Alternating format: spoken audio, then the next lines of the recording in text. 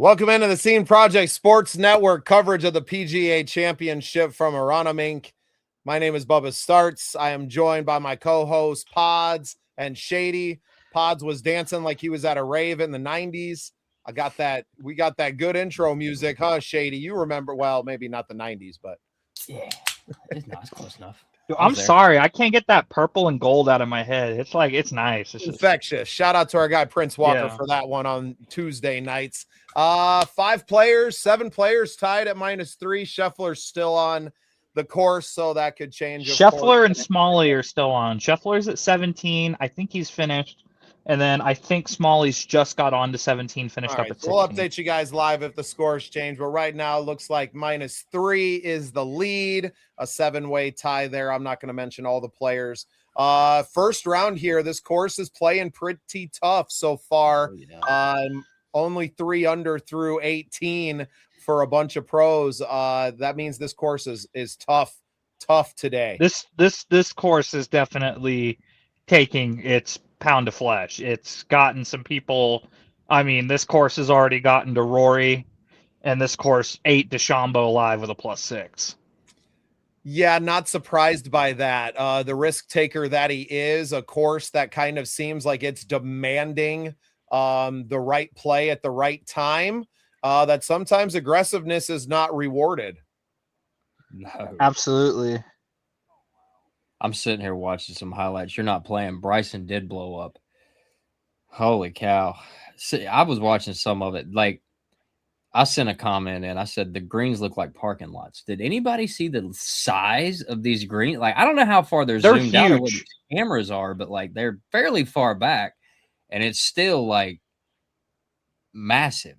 But they're rolling really fast. Bubba, I just dropped a clip in the Scratch Project chat, but yeah, they're rolling really fast and challenging green. The fairways don't look very wide at all, but another testament too to how hard the greens and the course has been is that Akshay Bhatia at one point was tied for first at 3 under, I think, through the 10th hole, and he finished with +1. Yeah. Christopher Rayton, who just got his first win last week, he finished at +1. And then, if I'm not mistaken, I'm looking for him right now. Ricky finished it. There's a ton of people tied for 32nd who are at even par.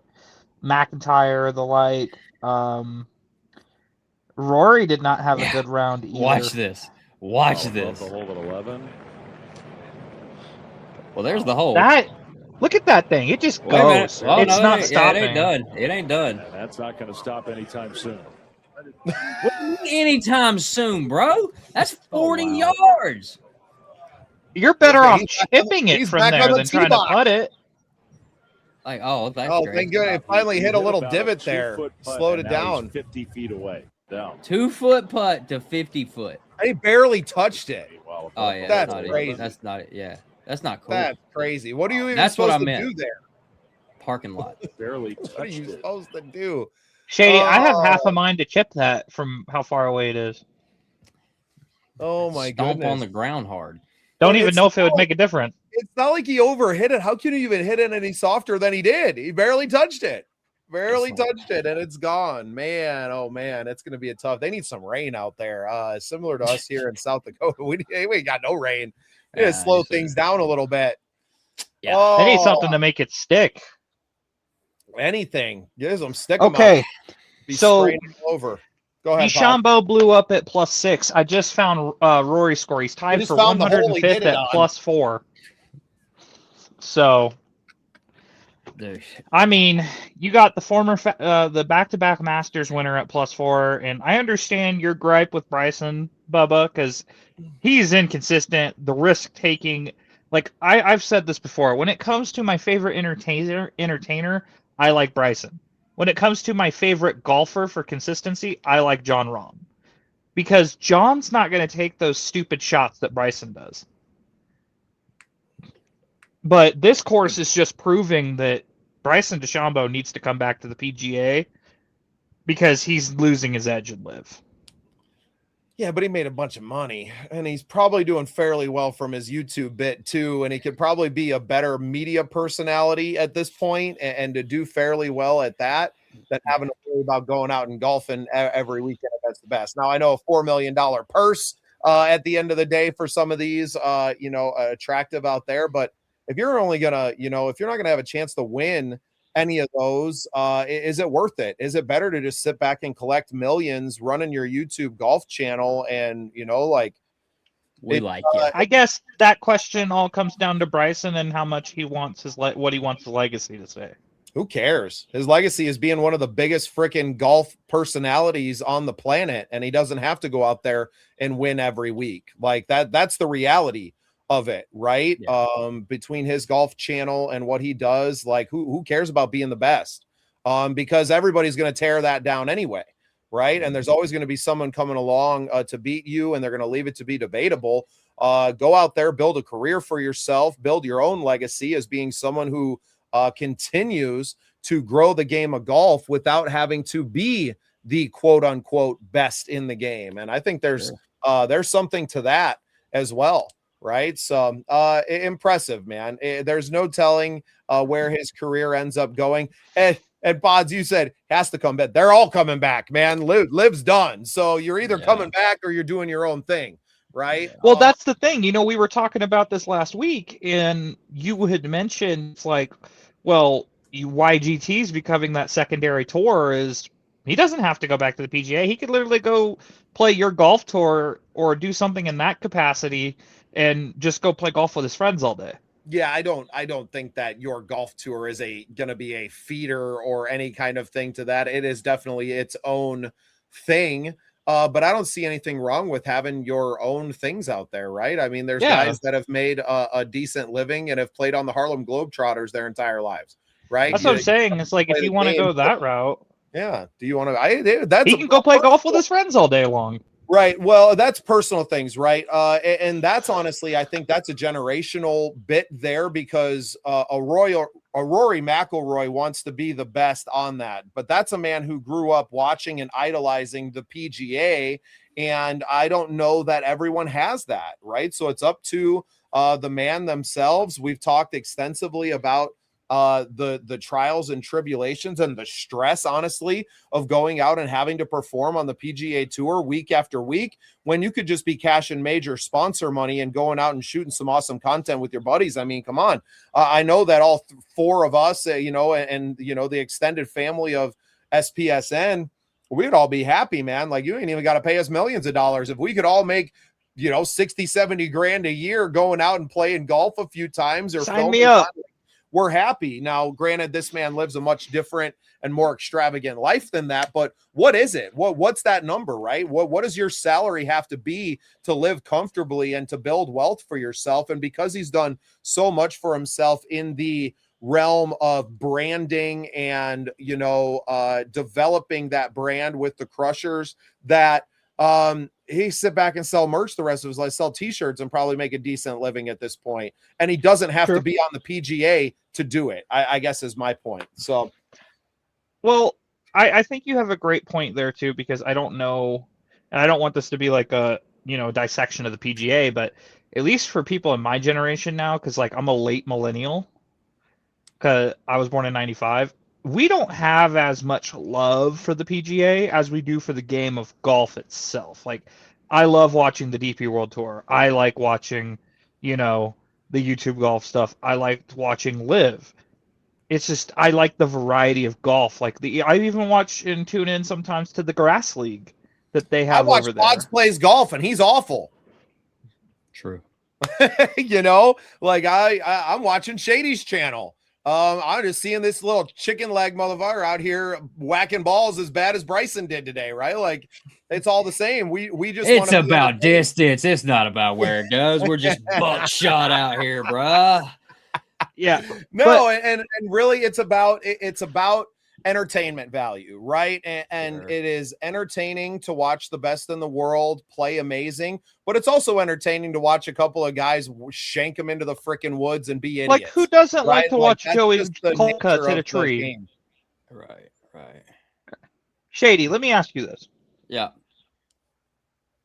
if you had the choice to have, let's say you play golf for the rest of your life, you earn $150,000 a year to do it, Okay. but you had to pick a tour mandatory that you had to go play 6 events for each year. Which Okay. tour would you pick The and hardest. why? The hardest, the one that goes to the craziest events with the hardest, the top tier. If I could play it, I mean, whichever one. I mean, is there restrictions? That's a tough question. You're giving me a lot of options there. I'm going top though. If I get the choice, why? Because I wouldn't pick the PGA Tour. I'd pick the DP World Tour. Okay. There's more variety there. There's better, in my opinion, there's better courses. Okay. I don't want to always have to play in the States. I'd like to go play internationally more because I feel like there's more challenges. You get to use more of your bag and vice versa, have more fun that way. No, I mean, Well, and I think it comes down to a personal preference. What do you need? Do you need the opportunity to play for a, $4 million purse and to have the prestige of the PGA behind you? Or do you need to have, just to make a living, right? Like you said, you make 150 grand a year salary. You're not having to worry about playing up to that or gaining that. You have a base that you're making. You get to travel the world, play the game that you love. As long as I'm making cuts, I'm happy. Levels. As long as I play Saturday, Sunday, I'm happy.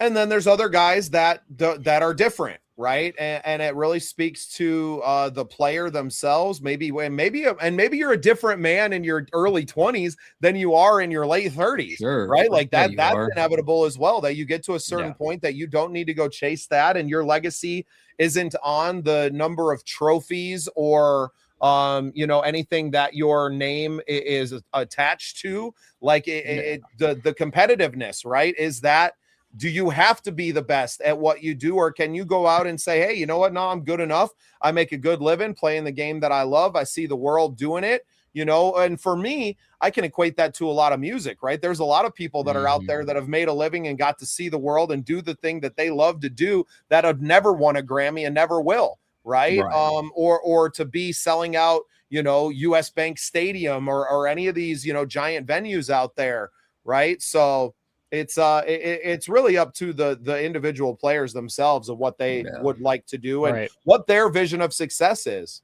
Yeah. Real quick, you said music, so I just want to do a quick shout out. If you haven't already, go listen to Crazy One by Bernice Marsala. Very good song. Go do that. You'll be happy. Awesome. Appreciate that. Yeah, I just had Bernice on the show with me doing an interview yesterday. So pretty awesome. I just found that song when I was listening to the Unsigned, and I was like, this is a bop. So I have it on my playlist now. Awesome. Yeah, well, she'll appreciate that. I'll reach out to her and let her know that she's got some new fans here around the Scene Projects Network. And man, that's what it's all about. I can't wait to go out and to go out and to put, these tours and everything together. Like, what's going to be playing when we're hanging out at the Skunked Classic. And we got our little, tailgate atmosphere around the scene going. And that's what we're building here, right? Culture, community, and it's all in the family. And I think that's the fun thing about what we've been growing. And shout out to Skunked, obviously. We're all rocking our gear today, sponsors of the program, and made sure that we're going to get up there with them at the Skunked Golf Classic, June 27th. Still openings for teams up there, y'all. So come check it out. We got plenty of stuff. I'm going to find the graphic and everything too and throw it up on the screen. Give me just a second to do that. I will have to go and eat some supper here before too long. So I guess talk amongst yourselves for a minute, boys. Let me find this graphic. All right, Shady. So what have you seen so far from this course that you think heading into the weekend might be an issue? Oh, the big issue? Justin Rose is going to take those McLaren irons and snap them off in somebody's ass. I mean, he is going to do it. I mean, he's not only is he pissed off, he's the quiet pissed off. He's old enough pissed off that this has taken like 2 weeks of kind of sitting there waiting on this to happen. I am scared for the caddy. I'm scared. This dude is not happy. He's slowly taking the irons out of the bags. He's like, what did he take out this week? He took out the 4 and the 5, I think. He's only got 6, 7, 8, and 9. He's got 4 irons left. Six is next. It's probably already gone.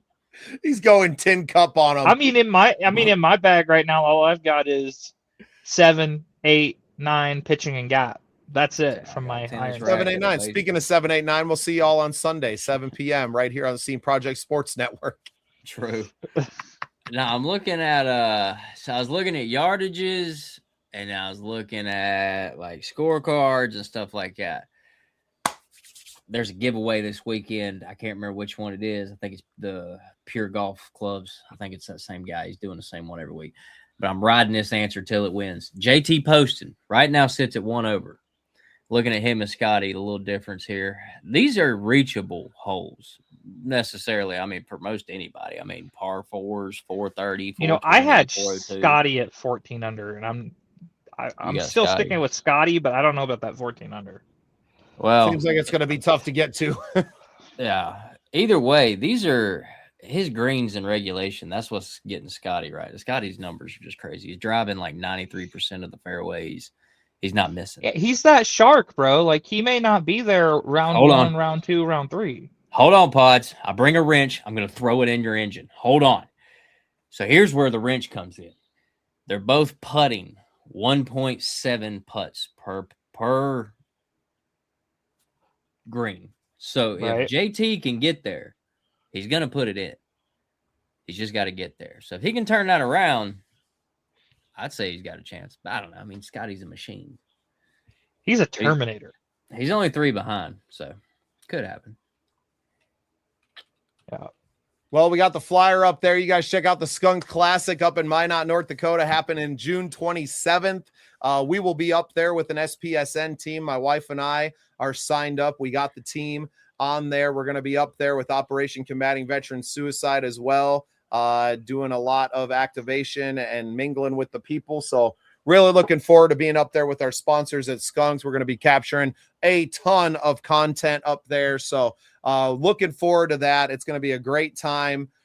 Make sure you come out there and do it. If you are up in North Dakota watching this right now, so get a team together. It's co-ed charity tournament. Super easy. Got to have at least one woman on the team. And it's for a great cause for the Minot Public Schools to help out the kids there with some overdue lunch bills and all kinds of good stuff for the kids. So charity golf tournament, June 27th, the Skunked Classic. So proud to be a part of it. Proud to have Skunked as a member of our family here and to be a member of theirs as well. Really awesome stuff that we're getting out there. A lot more exciting news too on the sports realm, and with Operation Combating Veteran Suicide, we are the official partner of the Sioux Falls Canaries for their Hero of the Game. So we will be recruiting veterans who want to come out and see some baseball this year. We have a calendar available. If you are a veteran, drop a comment down in the comments here. We would love to get you out to a game with the Sioux Falls Canaries this year. So a lot of great things happening from here. Tomorrow on the network, we're airing an episode we shot with Steve Reed, who is the manager of premium seating and season tickets for the Minnesota Vikings. So that was a really cool conversation. NFL schedule just dropped, so we're going to have a ton to talk about on Tuesday on our NFL show. So lots of great stuff coming from the network right now, man. It's crazy the momentum that we've built up for ourselves here in the last couple of months. And on that note, also with the Skunk Classic, remember, if you're going to be out there in Minot, you might as well get some gear. Even if your game stinks, you can still look good. Oh, and on top of that, Bubba, shout out to Lance and his team going to the national championship. Yeah, so cool, man.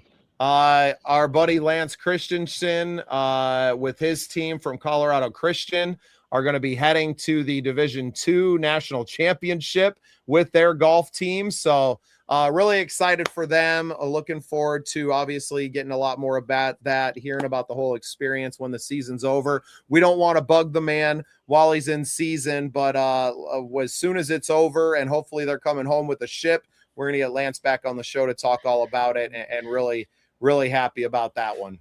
Get that ring, son. Yes, sir. It's better than a wedding ring. They don't tell you that. It's better than a wedding ring. It's way better. I'm staying out of that one, buddy. I got you. It's better. Staying out of that one. Good luck, Lance. Chat GPT. That's right. Thanks, Valdez. You got it. That's how we roll. This is actually all AI. We're not even real people. Yeah, no, I'm just here. You're just your intrusive just thoughts speaking right now. Nice. You're the I only ain't one that seen knows that what in a coon's age. I'm glad you know that actually is the Sosa. No, how many kids don't know what that is now? They're like, what are you doing? 95%. Come on, bro. But yeah. Yeah, So there's a lot to this course, and there's a lot of action I think is going to happen. But if this course doesn't get some rainfall, or the wind was swirling today too, so maybe if they get a break in the wind, we'll see some lower scores. But I think as long as the conditions stay the way they are, and then once you get into the weekend with the championship pins, I honestly I had Scheffler as my pick at -14. I'm thinking that whoever wins this might be anywhere in the vicinity of like minus 10 at the most, maybe -9 right now, because this looks very hard to score on. Well, and what's wild is that it's fairly straight. I'm actually just looking at the course map right now, and I was looking at that. Maybe that's the old map that I'm seeing, but it's not like there's massive dog legs and a lot of hidden, stuff into here. But it is skinny, right? It is thin fairways. It is challenging greens, parking lots, as you called them, but it looks like a ton of elevation to them. So it's not necessarily a windy course, but is obviously playing plenty challenging today out there. Little bit of water, not a lot out there, a lot of trees. So if you're getting what exactly is the wind right now, Bubba? They've been saying on the commentary team it's been swirling, so I'm curious what the gusts have been getting up to. Oh, at least 30. It was breezy here today. I have 40-mile-an-hour wind. It was blowing all over the place. So they're in Pennsylvania, even worse. Pretty impressive, man. I can't wait to play some of these courses in the off season. Right, like I'm really looking forward to having an opportunity to golf some of these as we continue to form relationships with guys in the PGA, not just the pros that are playing on the weekends, but the guys that are at the courses and are the, course pros, like our friend Jason Prendergast, who came on the show a few weeks ago, gave me his book. Shout out to him. Get his new book, Dream Driven. That's Jason Prendergast. Great guy. Awesome. I recommend you guys check out the episode on here. Man that spent over 30 years as a PGA pro, and really awesome to hear his story and just what it means to not, just the guys that are playing on the tour, but people that are teaching other people the game at these courses on a daily basis. I think that's something that often gets overlooked with the, the nonprofit. They're the most important part of the game. Yeah, it's incredible. Because they keep bringing people into the game.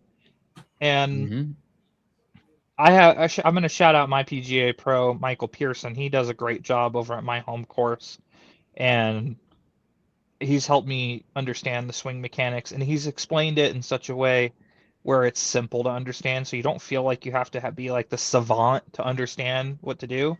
Yeah. And I feel like a lot of people maybe watch, the Golf Channel or something like that, and they're like, oh man, this looks so hard to do with all the big words and explanations they use for the mechanics. It's like, it's really not that hard.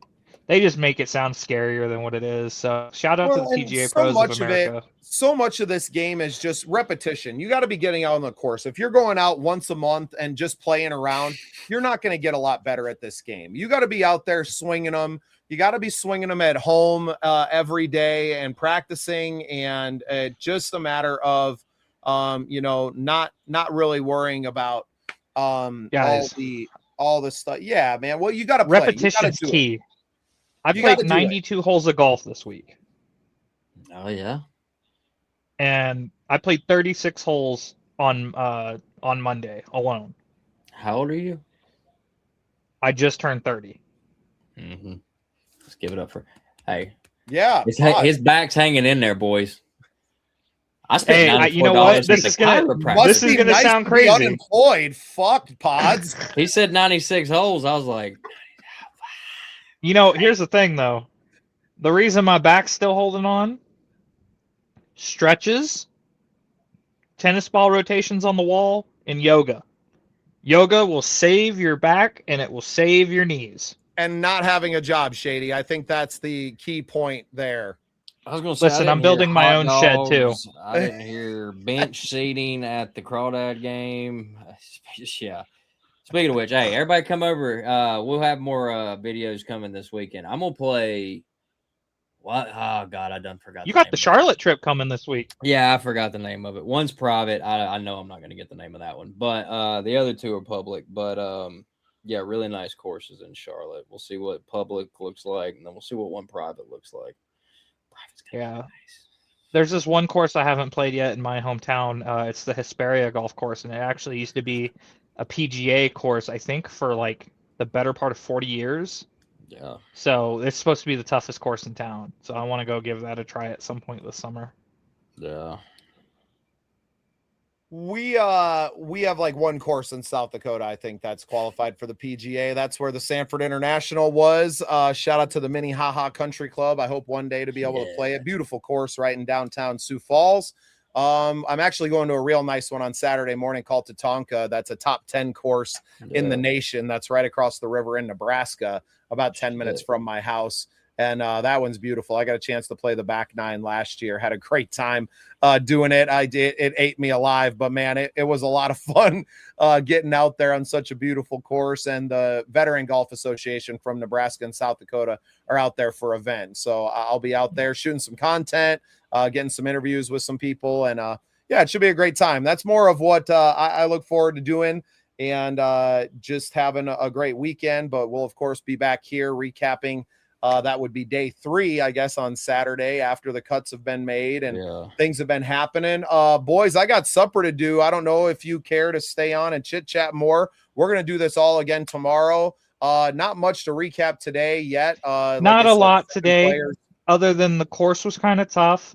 The wind was swirling. And you know what, Bubba? I think that might be why the scores are so, well, in this case, high, is because even though it's a relatively straight course, if those winds are really swirling, if you're hitting it anything but straight, if you have a cut or a natural draw, it's taking it to the most extreme direction or taking it right out of the air.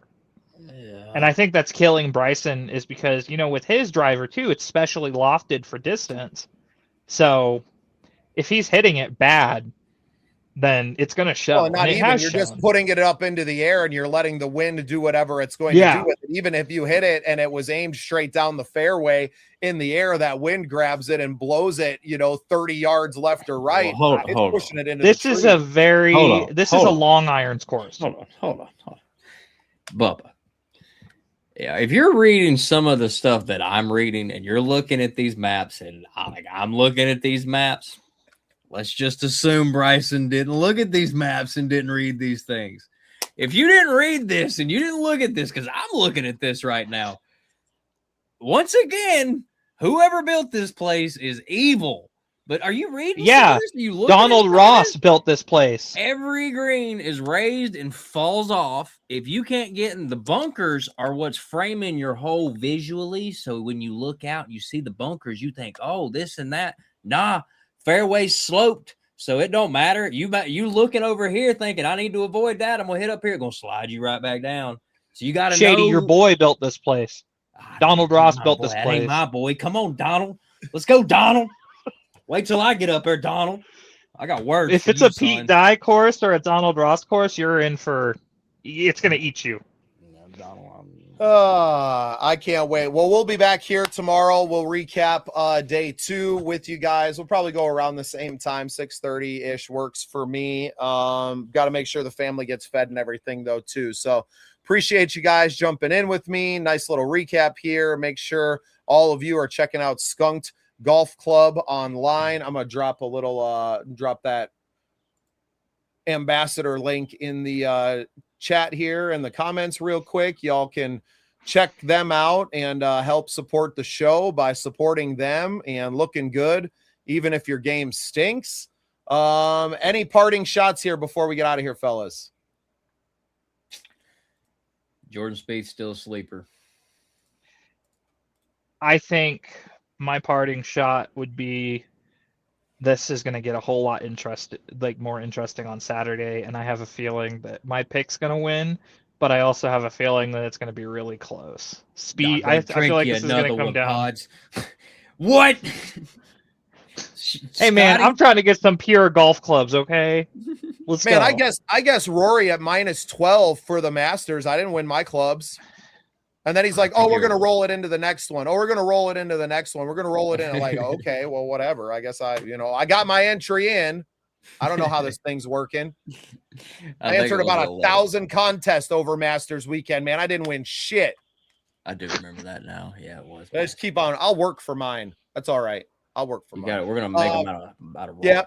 Yeah, you got it. You know what? I'll just, at the end of the day, I'll just pay for them. You know what? And have them. So it seems like it's easier and a lot less stressful. Appreciate everybody tuning in. Make sure you're checking out Skunked Golf online, skunkdgc.com. Link is in the comments there. Check that out. Check out everything they got when you purchase something to help support the show. So we appreciate you all. They got some great stuff. We're all rocking the hats right now. I'll probably be fresh in some new gear on Saturday when we're hanging out because I'll be out on the course most of the day hanging out with the fellas. So appreciate everybody tuning in with us today. We will recap day 2 tomorrow. Be well, everybody. Take care of yourselves. Drink lots of water out there. We love you. We'll see you tomorrow. Deuce. Hey guys, I just wanted to pop in and tell you about a great new company that we just started working with. Skunked Golf Company out of North Dakota sent us some awesome gear. Man, they got some great stuff, y'all. They got some awesome hats. They sent us some great polo and collared shirts, some t-shirts, skirts for the ladies too, and some sweet visors. Go check them out. Skunked Golf online.